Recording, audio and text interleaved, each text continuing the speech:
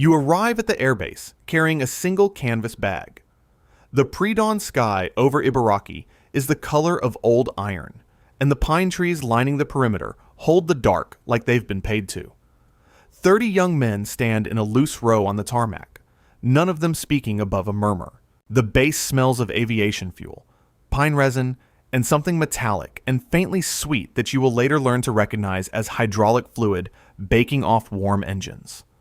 Across the field, the Zero fighters stand in silhouette against the not yet light horizon. They look smaller than you imagined. You volunteered.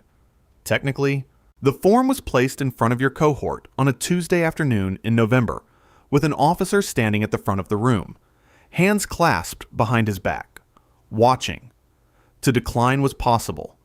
The form said so, but the man who declined would carry that refusal home on his face, back to his family, back to his street, back to every neighbor who would look at him and know. So your hand moved. Most hands moved. The ones that didn't are not here. Your name is on the roster of the Toko, the Special Attack Corps, what the newspapers call the Divine Wind. Your instructor lines the cohort up and hands each of you a white hachimaki headband. He says it is a tradition of clarity and purpose. You tie it around your head in the gray light, and the cotton sits against your forehead like a hand pressing down. Your uniform is slightly too large across the shoulders. You have not told your mother where you have been assigned. You wrote her last week and said the posting was routine. You used the word safe once, carefully, like a man placing a stone on thin ice. Then they hand you the stationery. 30 minutes, the officer says. Write your farewell letter, to be mailed upon your death. You pick up the brush. The paper is pale and very smooth.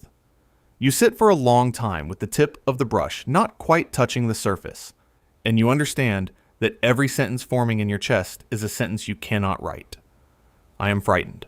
I did not choose this. I keep thinking about Kenji's laugh, the specific way it catches in his throat when something surprises him, and I cannot stand the thought of never hearing it again. These are true sentences. They arrive in your mother's hands as grief, not honor. The paper does not want them. The occasion does not want them. So you write the correct letter. You write about duty and pride and the beauty of sacrifice. You write, do not mourn. Your brush moves cleanly. The lie comes out without a tremor. You fold it. You address it. You hand it to the officer with both hands, the way you were taught to present anything of importance. Somewhere in the room, a brush scratches paper. 30 correct letters, moving toward 30 envelopes. Outside, the Zeros wait in the dark. Training begins the following morning. You learn takeoff procedures, basic navigation, compass heading corrections over open water. What you do not learn is combat maneuvering, evasive technique, or how to land under hostile fire. There is no tactical reason for a pilot who will not return to know these things. Your instructor is a veteran with a burn scar running from his left ear down to the corner of his jaw. He explains the cockpit instrumentation with the flat professionalism of a man who has explained it many times. He does not meet your eyes for longer than a few seconds at a stretch. The plane you will fly carries a 250-kilogram bomb fixed to the fuselage. The instrument panel will tell you your altitude, your airspeed, your heading.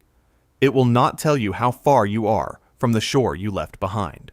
In the barracks, you find Ryuichi. He is from Osaka, sardonic in the particular way of men who have decided honesty is the only luxury they have left. He keeps a battered copy of Soseki's Kokoro tucked inside his flight jacket. He was not a volunteer. He was conscripted directly and is not performing acceptance. He is simply out of moves and knows it. Around him, the ceremony of the base feels briefly, terrifyingly thin, like paper held up to light. He reads aloud one night from Kokoro, a passage about a man who cannot outrun his own past, and then closes the book and says quietly that it ends the same way every time, no matter how slowly you read it. You do not answer him, but you do not move away either. 3 months pass. The orders arrive in April. The American fleet has been sighted, moving toward Okinawa. Your unit is assigned a sortie date.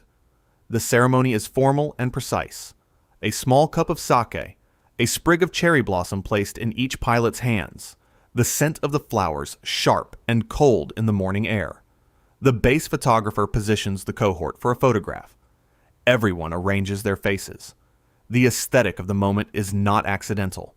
The Empire has decided this should look like poetry, and it does. You are standing inside a poem written by someone who will not be in the photograph. Ryuichi writes nothing for his letter home. He folds a blank piece of paper into an envelope, addresses it to his mother in Osaka, and seals it. You ask what's inside. He says, "Everything I didn't know how to say."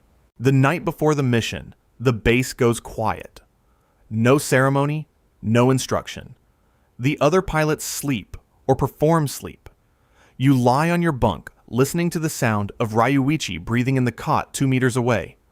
For the first time in months, the machinery of ideology falls completely silent, and you are alone with your body. The propaganda promised this night would feel like clarity, like release, like the particular peace of a man who has already resolved the hardest question. What you feel instead is ordinary and devastating. You want more time, not heroism, not transcendence. You want more Tuesday mornings, more rice in a bowl your mother made, more of Kenji's laugh catching in his throat at something stupid and small. Your hands rise and fall on your chest with your breathing. The moonlight comes through the barracks window and lies in a pale strip across the floor and means nothing at all. Dawn briefing. The officer reads the sortie roster. Your name is on it. Ryuichi's is not. His Zero developed a mechanical fault overnight, and he will be held for the next wave. He finds you before you board. He does not look relieved. He looks at you with an expression that has no clean name, the face of a man watching a friend walk through a door that does not open from the other side. He takes Kokoro from inside his jacket and presses it into yours. He says nothing. There is nothing to say. The machine did not separate you out of cruelty. It separated you out of logistics. You are today's allocation. He is tomorrow's. The indifference is worse than malice, because malice at least implies you mattered enough to hate. You are in the cockpit. The engine turns over, and the airframe hums under you, like something alive and indifferent. The runway is a gray line ahead. The landing gear locks in position. The supply situation has shifted. They are keeping the gear today. Small administrative mercy. The plane lifts. Below you, the base diminishes to a gray rectangle, then to nothing, and then there is only the sea. Over the water, alone, the ideology evaporates completely. No commanding officer, no watching eyes, no occasion to perform for. The engine roars at a constant pitch, and the horizon holds nothing yet, and you sit inside the fact of yourself, unobserved for the first time in months, and the fact is simple and animal and overwhelming. You do not want to die, not for the emperor, not for the nation, not for any arrangement of words on paper. You think of Kenji's laugh, and you understand with the precision of a man who has just run out of abstractions that the person the Empire is spending today is not a symbol. It is you, the specific and unrepeatable you who knows that laugh. The fleet appears on the horizon like a city that built itself overnight on the water. Gray shapes resolve into carriers and destroyers and the geometry of overwhelming mass. The anti-aircraft fire begins immediately, black bursts stitching the sky around you at irregular intervals, each one a sound like a door slamming in an empty building. You bank, you adjust. Your hands know the procedures. The training moves through you like something borrowed. Your target is a destroyer escort, a mid-tier vessel running parallel to a carrier group approximately 3 kilometers north. You are one of dozens of aircraft launched today. You are a line item. The math of trajectory and airspeed is simple, and your hands begin to execute it. And then, with perhaps 90 seconds remaining, you do something the mission profile does not include. You adjust your angle.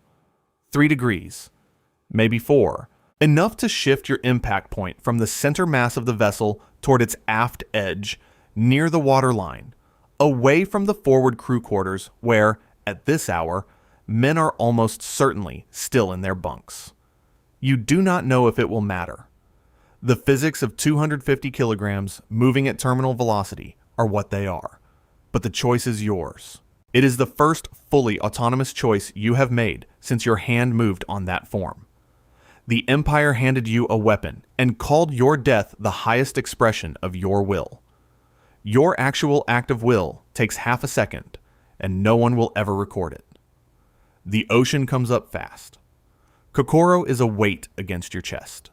The poem you wrote for Fumiko is still folded in your notebook in your canvas bag in the barracks, and Ryuichi will find it, and will read it, and will carry it with him for the rest of his life. He will survive the war. He will open a small printing shop in Osaka and keep the pages flat for decades. The ink still clear, the characters still even. A poem delivered too late to the wrong person by the only route that remained. The farewell letter your mother receives says everything the Empire needed it to say. She frames it. She hangs it in the front room. Kenji reads it for 50 years and believes every word because the words are correct and because there is nothing else to read. He never knows what his brother actually thought in the last 90 seconds over the Pacific. Nobody does. That silence is the Empire's final victory and the only freedom the story contains. Over 3,800 Toko pilots died in the Okinawa campaign alone. The letters they left are preserved at the Chirin Peace Museum in Kagoshima, and most of them say exactly what they were supposed to say. If you want to see more, click the video on screen now.